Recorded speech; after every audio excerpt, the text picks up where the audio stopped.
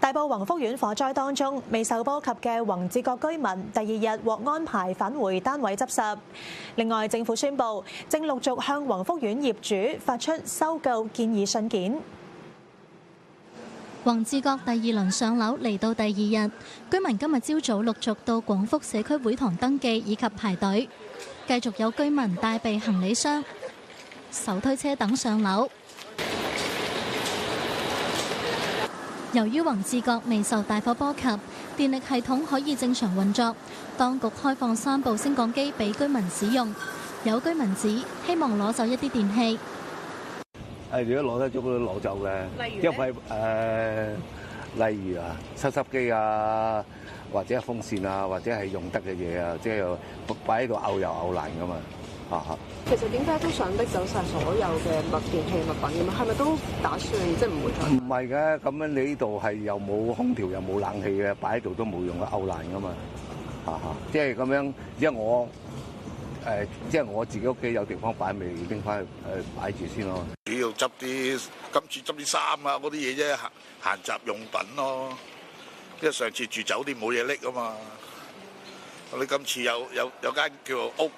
你都可以有嘢拎咁解啫嘛。其實我哋咩都唔想理，最好啊政府決定咗我哋佢咩方案，我就去諗咩方案就算。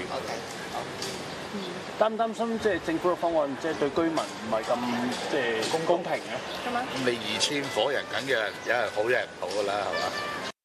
另外，宏福苑法團管理人合安日前舉辦首場業主簡介會，有宏志閣居民指聽完先知道宏志閣可以維修，但認為費用由業主攤分並唔合理。聽完之後咧，真係好頭痛。咁佢話咧，你哋宏志閣又可以3000萬，你哋自己俾錢去維修。咁你聽唔合理咧？嚇，公唔公道啊？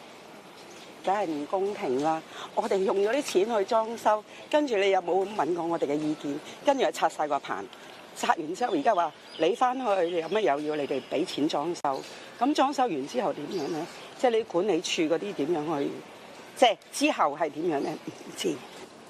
佢又指暫未決定是否出售業權，但希望能夠有更多政府長遠安置方案嘅細節。